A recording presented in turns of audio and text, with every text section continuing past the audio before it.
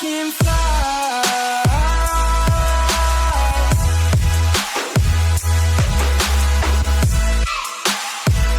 Yo guys, what's going on? Johnny here. Hope everyone is having a great time and hope everyone is staying nice and healthy. Today I'll make a bit of a disclaimer before I begin this video. We're going to be talking a bit around weights and my weight journey around bulking up and trying to lose weight and that sort of stuff. So if you are a little bit sensitive around weights and body image and that sort of things, click out of this video. Alright, so I wanted to come on today and we'll talk about, weight gain, weight loss, how to lose weight, how to bulk up, whether that's like a dirty bulk or a clean bulk, that sort of thing. So first of all, for me, I've had actually a bit of a weight journey as well. I used to be back in around high school, like this very skinny boy at around 55 kilos. Was very skinny, almost like a stick almost. And then I bulked up until about maximum of 70 kilos. Now that wasn't a full on just straight from 55 to 70. I went from 55 to 60 kilos first. Through a holiday, and I just gained a lot of weight during then, and I came back thinking, hold on, if I was actually to put on some of this weight through, for example, doing a bit of exercise too, then I'm going to be making a mixture of building both muscle and fat. So that's the thing. To gain weight, you need to be in a calorie surplus, meaning essentially that you're eating more calories in than you're burning out. So during my holiday time, I was eating a lot more food, but not doing so much exercise. There was a fair bit of walking here and there, but I would say I was eating a lot more. So a lot of that time when I went from 55 to 60 kilos, yes, I was in a calorie surplus and I was gaining fat. So there is a key difference between, if you're trying to consciously bulk up, if you're bulking up through doing a mixture of exercise while eating more, chances are you're going to be building both a mixture of muscle and fat. However, if you're just, staying stationary most of the time, just on a desk job maybe for most of the day, and then but you're eating a lot more, chances are that you're just going to be building a lot of fat tone around your body.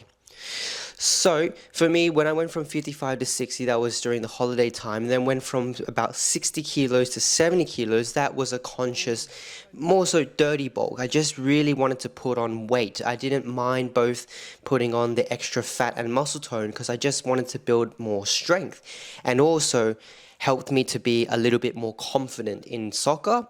Having the extra weight made me feel like I could put in a bit more of a tackle or go shoulder to shoulder with another player, for example, that sort of thing. So what I did when I came back home, I just did a lot more weight exercises. I didn't join a gym just yet. I did a thing called CenterFit, Chris Hemsworth fitness app, and so I did a lot of those HIIT trainings, as well as just eating a lot of food. If I show you, I've got a picture of some of the foods I ate when I bulked up. For example, you could see my plate at lunchtime. I'd have maybe like salmon with chicken wings and a coleslaw, a potato salad. I wouldn't use things like just a fresh green salad or something. I'd use calorie-dense, calorific salads like coleslaw. It's got the cream on it and stuff to add a lot more energy to it. Instead of chips, I'd pick chicken wings as well. I'd pick a nice big piece of salmon as well, that sort of thing. It was really eating big plates of meals. Or for example, one of my favorite go-to bulking up meal was this chicken sandwich with McDonald's fries.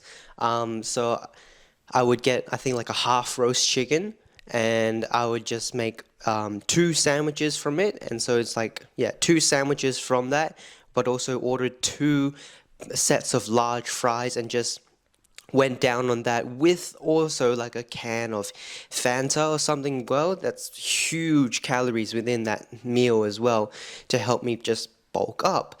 But I also had the exercise too, so that you're getting a lot of protein from these huge meals that you're having.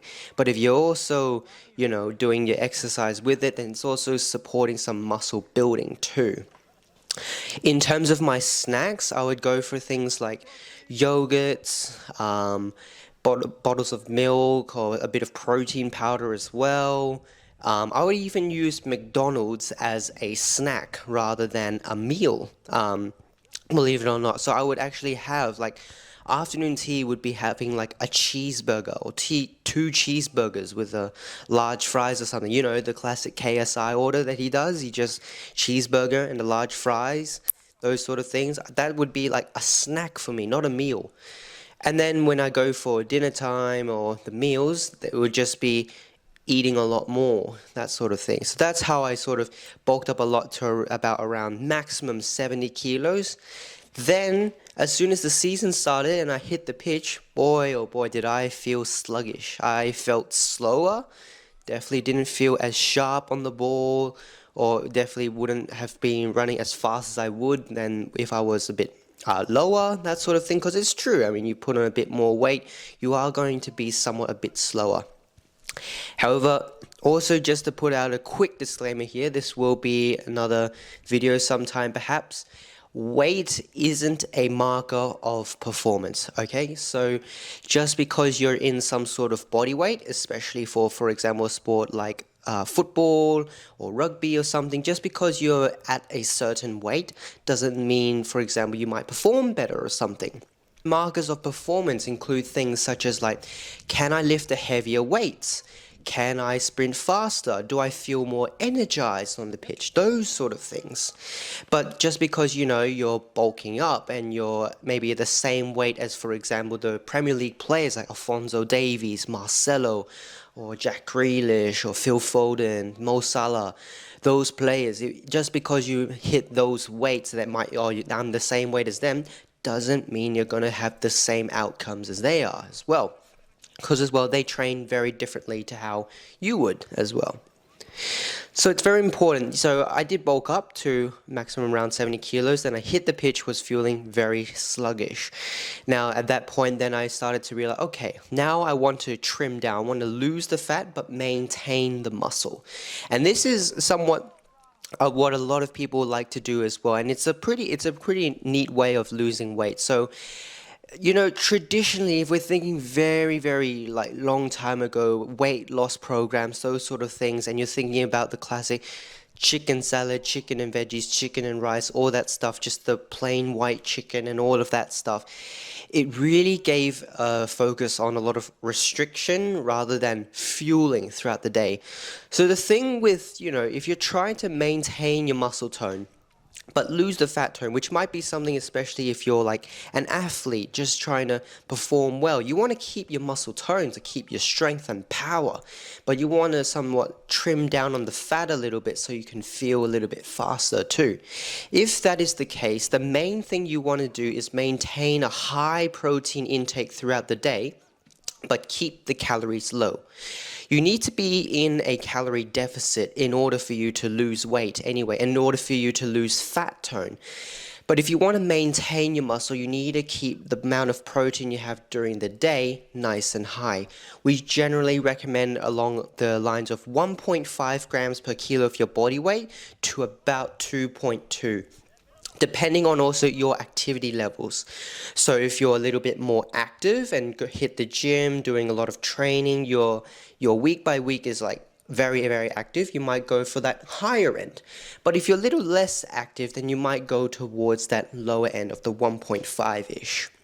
So for me, I went from about 70 kilos down to maybe around 65 or so, through just by, you know, doing some simple swaps. So for example, when I was saying when I was bulking up, I would have a coleslaw. I would substitute a coleslaw or potato salad for a salad. There's less calories in that than a coleslaw or potato salad.